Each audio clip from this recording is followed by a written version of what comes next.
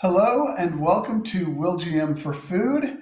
I'm Craig, and today we're going to talk about one of my all-time favorite games, which is Star Realms by Wise Wizard Games.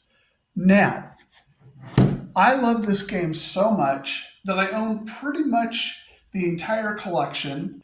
Now, there is a new development that has occurred, but before we get into it, I would like you to please click the subscribe button below, but hold off on clicking the like button until I'm finished and you see exactly how awesome this video is going to be.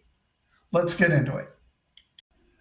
So for those of you who are new to Star Realms, it is one of the original deck building games. So along with Dominion and Ascendancy, Wise Wizard Games, back then it was White Wizard, but at that time, they created this new game, Star Realms, that was fantastic on a number of different reasons. First of all, the price point. You could play a great game for 2 to 4 players off of a $15 starter deck. That's all you needed to jump in at first. Secondly, it added a much missing interactivity between the players that was missing from the earlier games. So how it works is you have a basic deck of 10 cards, 2 Vipers, 8 Scouts. That's all you had to work with. And then as the game progresses, then you'd have the opportunity to purchase other ships from a number of different factions, and also bases. And as you bought these cards, what you'd be able to do is eventually purchase monsters such as the command ship. So that's pretty much the basics of the game. You would have a life force measured in authority, and basically the first person who eliminates the opposition becomes the winner. And now Star Realms is boldly going where no man has gone before with Star Trek Star Realms. And I have to admit that when I saw this on ID Jester's channel, when he was playing it through it for the first time, I have to say I was pretty excited, ran out to wherever I could get a copy from. I think I went to 3 or 4 game stores before I was finally able to find a copy. So let's take a look at what's inside the box and see what we get. Right, so the box is open and we can take a look. First of all, we have a very neatly laid out rule book that covers all the concepts of the game, including how to set it up and the various mechanisms of play. We also have a handy dandy playmat that helps you lay out your game in a much more convenient and visual fashion. So you have your spot for upgraded cards. The trade deck is basically the collection of all the cards that are available to buy. Then the scrap heap, which is where you place those cards as you get them out of your deck. One of the key strategies is, since you only have 5 cards per turn for your initial hand size, you want to make sure that those 5 cards are as potent as possible. So one of the things you want to do is cycle out your starting deck through the mechanism of scrap, which is a mechanism that some cards allow you to do. And then these 5 slots in the middle, these are the spots for the cards that you can actually purchase during each particular round. There's also some handy reference information, which is also nice. Also, we have these great authority counters. These are basically going to be the measure of your life in this game. So it would be the equivalent of hit points basically, but obviously since empires don't have hit points, they call it authority instead.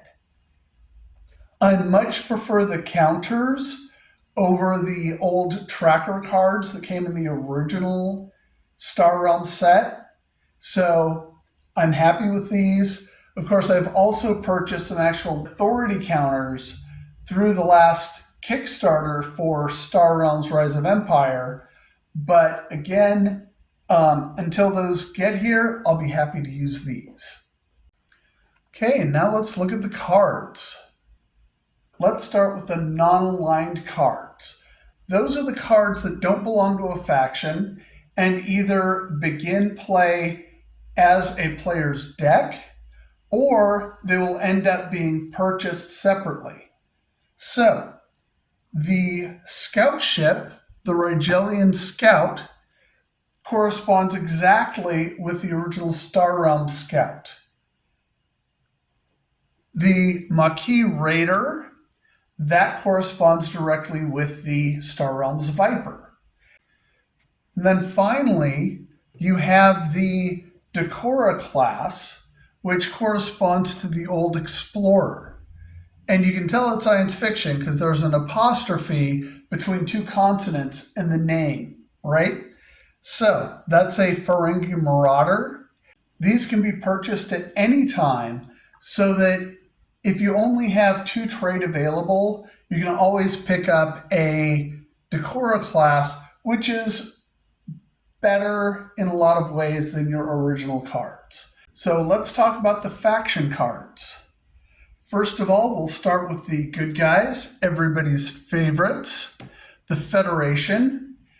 These are marked out in blue, which is nice because they match the Trade Federation in terms of the way they perform. So basically, the Federation in this game is a good way to, number one, increase your authority and also get that trade to get those really nice cards. Next, for green, we have the Romulans who correspond with the Blob. So you'll notice that they have a lot of faction symbols, faction abilities that allow you to draw cards. So if you can get an engine going with the Romulans, you can definitely do some damage quickly.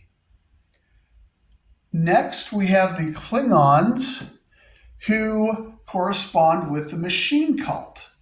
And what they do best is scrapping out your older, less valuable cards. So that's really an important faction to get going in your deck.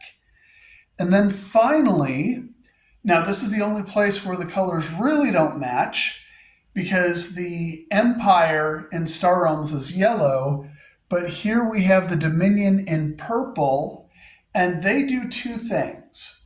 Number one, they do a really good job of giving you combat and some trade, but they also allow you to manipulate your opponents and your own deck.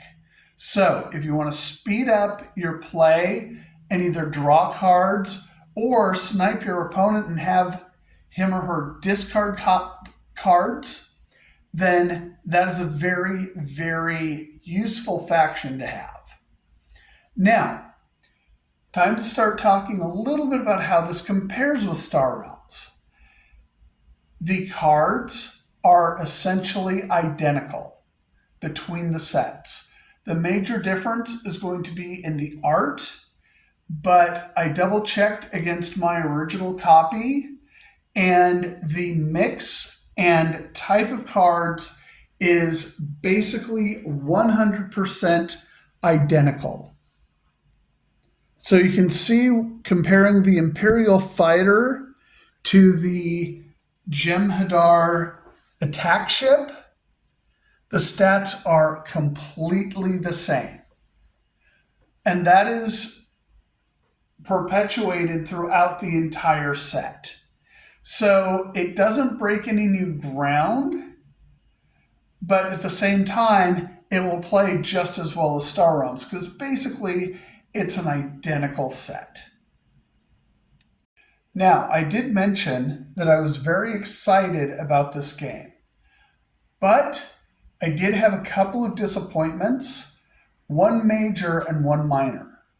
See, this game has an accessibility problem. What I mean by that is that some of the cards have icons that are very difficult to see. So you'll notice that if I compare the command ship with the Danube class, the icons pop much more in the Star Realm set than the Star Trek version.